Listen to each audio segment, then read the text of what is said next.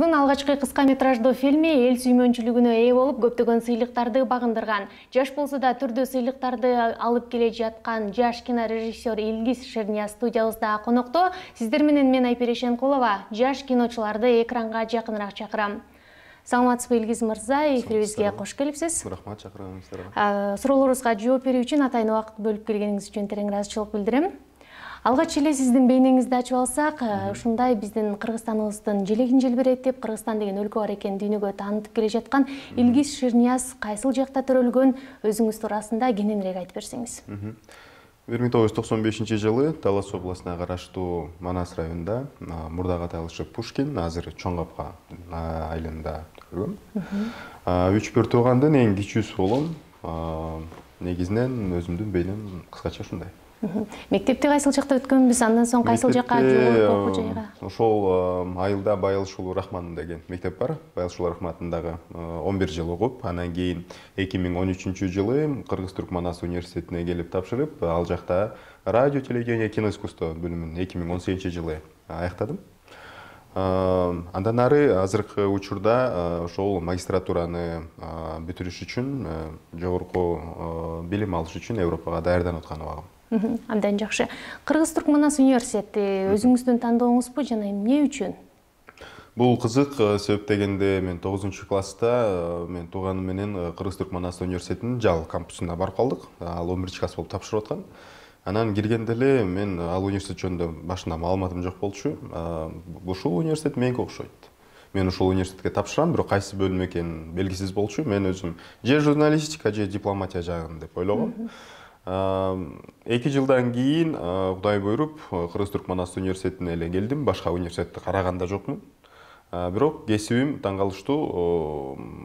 Ошол университетке тапшырып атканда билдим. Радио, телевидение, кино искусство бөлүмү бар экен. Журналистикага караганда ошол тармак мага көбүрөөк мындай өзүнө тартты. Жана таңдаганыма эч өкүнбөйм. Сиздин режиссер болуп калышыңызга ошондо эмне түрткү болуп атат? Бул балким сиздин туугандарыңыздын түрткүсүбү? Менин билишимче, Садык Шернияз сиздердин туугандарыңыздардан болот. Ошол киши балким сизди таасирленткен. Ооба, себеп дегенде биздин үй бүлөдөн, чоң үй бүлөдөн кино тармагына аралашып аткан мен 4-чүсү болом. Себеп дегенде буга чейин эң биринчи жолду кино тармагына албетте байкем Садык Шернияз салды. 2013-жылы мен мектепти аяктап атканда Курманжанатка фильминин съемкалары Таласта болуп калды. Мен ал жака бара алган жокмун, бирок ошол кезде кино деген магияны десем болот, биринчи ошондо сездим. Анан бул жака келип тапшыргандан кийин Садык байке биринчи киного кызыккан биздин үй бүлөдөн болсо, экинчиси чоң атамдын баласы Калыбек Шернияз деген бар. Кыргызстанда эң мыкты звукорежиссерлор экөө болсо, ошонун бири бүгүнкү күндө.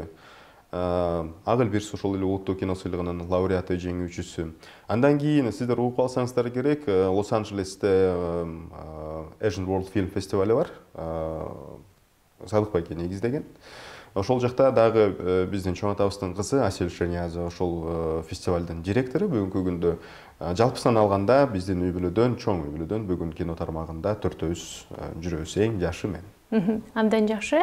Анан эми сиздин алгачкы кыска метраждуу фильмиңизге кайрыла турган болсок, ал Охота деп аталат. Сиз аны 3-курста окуп жүргөн кезиңизде тарткан экенсиз. Ал жакта бир сүрөтчүнүн картинка жаратуу процесси көрсөтүлгөн. Ушул кинону тартуудагы кыйынчылыктар, ушул кино тасма туурасында айтып берсеңиз. Негизинен Манас университетине жүргөндө тапшырмалар берилет. Бул курстук иш кылышыбыз керек деп анан. Бирок бир нерсе бар болчу. Кыска 1-2 мүнөттүк эле кинолор тартылчу. Ал роликтер болчу да. Анан биз группалаштар менен чогулуп отурганда айттык, биз эмне үчүн сөзсүз түрдө эле 4-курста эле дипломдук ишибизди тартышыбыз керек. Ага чейин эмне үчүн фильм тартсак болбойт деп. 4 группалашыбыз чогулуп, олтуруп, анан кийин сунуш болуп калды.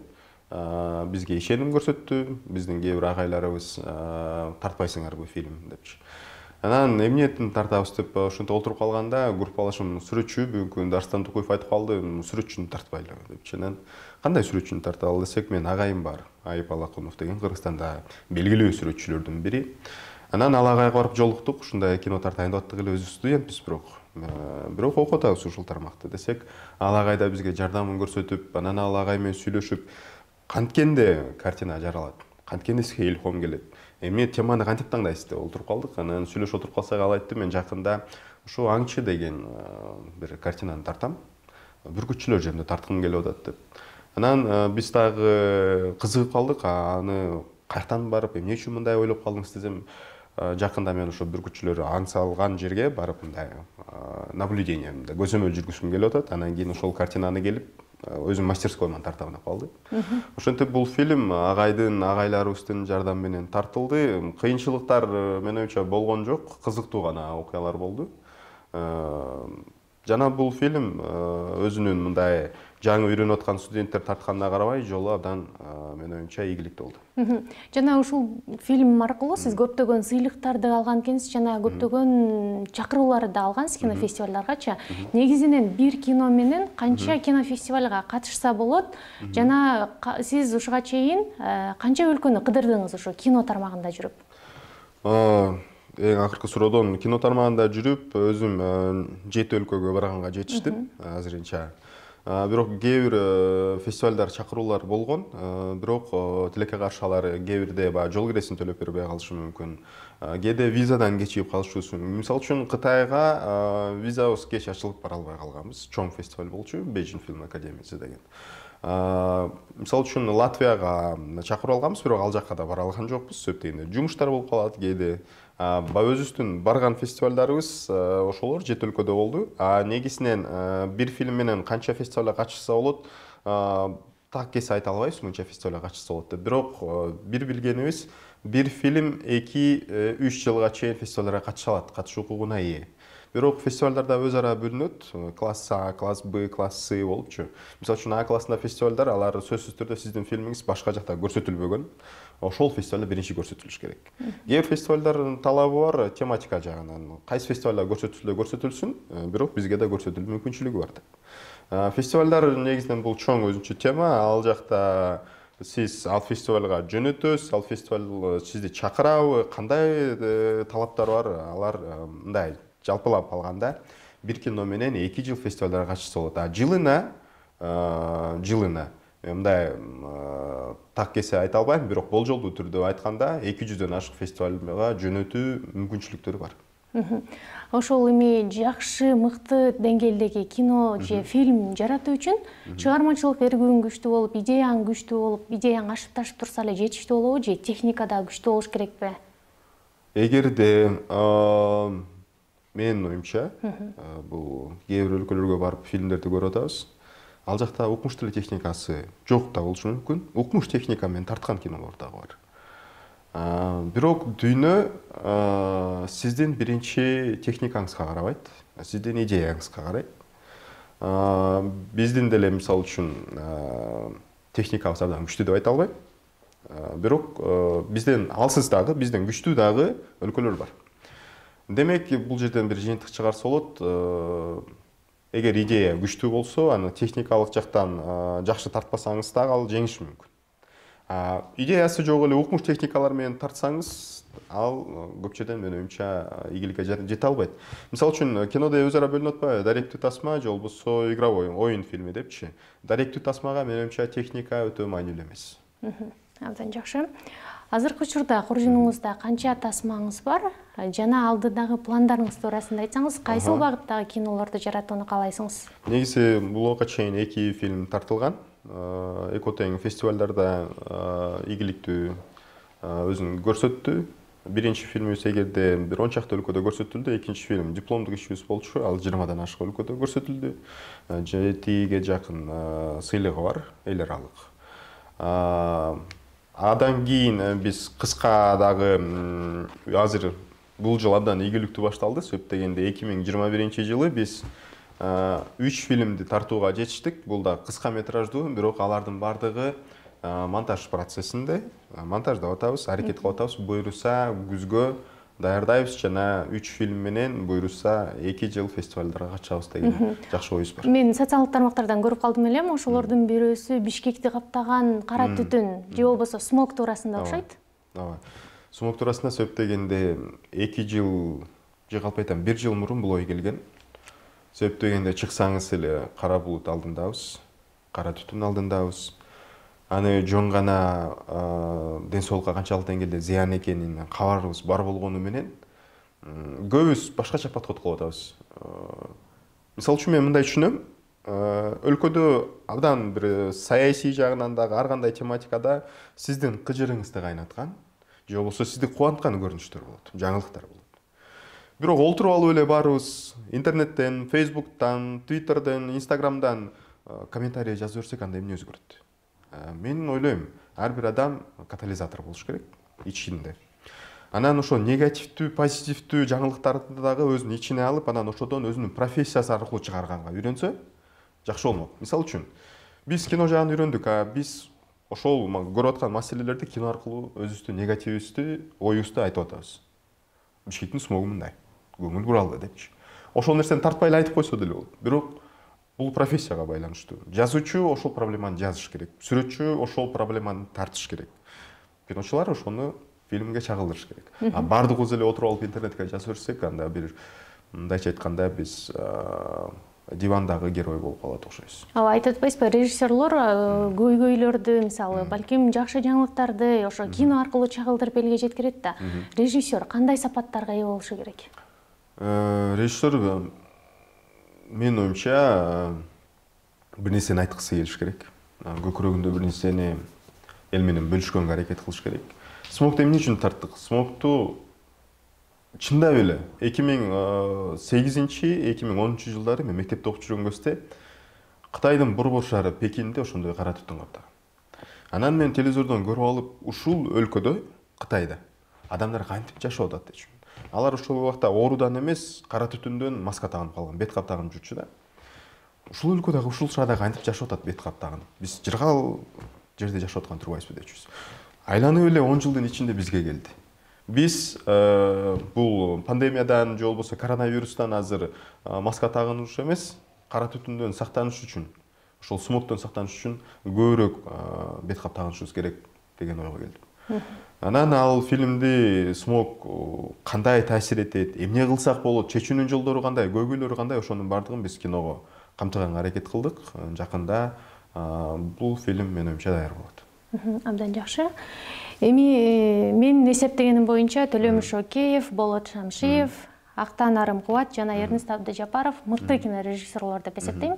Сиздин оюңузча, сиздин баамыңызда ким мыкты режиссер? Эгерде дүйнөнү эмес, Кыргызстанды эле ала турган болсок, Кыргызстанды. Албетте, Төлөмүш Океев бул киного жалпы кыргыз коомчулугуна бир жол салып кеткен адамдар. Төлөмүш Океевди айтсак болот, бирок көптөр билбейт. Мен ал инсандын мастерскойунда билим алып калдым. Артык Сүйүндүков, кыргыз элинин артисти, эл артисти. Ал агайыбыз көп эмгек кылды. Биз азыр айтабыз, кыргыз керемети деп оюн фильмдерди эсептейбиз да. Бирок кыргыз керемети деген даректүү тасмалардын артында ошол атка ээ болгон. Ал ошол кыргыз кереметинин негиздөөчүлөрүнүн бири, түптөөчүлөрүнүн бири, салым кошуучуларынын биринин атын биз унутта калтырганыбыз менимче турабыз. Ошондуктан мен ушул агайды белгилегим келет, Артык Сүйүндүковду. Андан кийин албетте Актан Арымкубат агайыбыз бар. Себеп дегенде мен мындай сөзгө эмес, фактыларга таянып айтам. Себеп дегенде Азиянын эң мыкты 100 режиссеруна, 100 мыкты тасмасына Азиядан эсептегенде бизден 2 эле адам кирген. Бул Төлөмүш Океев менен Актан Арымкубат. Ошол агайдан сыйлайм, Актан Арымкубат агайды. Андан кийин албетте Темир Бирназаров агайыбыз бар. Себеп дегенде Темир Бирназаров агайды эмне үчүн мен сыйлайм? Биздин кино тармагында ошол эле кыргыз кереметинде дагы А класстан бир гран-прибиз жок болчу. Агыл Бирсин тукуму Берлиналеде 2-нчи оронго, мындайча айтканда, алтын статуэтка эмес, күмүшүн алган да. Ал эми эгемендүүлүк алгандан кийин Темир Бирназаровдун Түнкү кырсык тасмасы А классындагы кинофестивалдан гран-прини алып келген. Бул Tallinn Black Nights, Таллиндеги кара түндөр аталышында фестиваль, бул А класска кирет. Анан эми албетте тарыхый кино тармагына кайрыла турган болсок, Кормажан атка тасмасы бар. Анын режиссеру эми Сатыкшеняс, муну баары билет.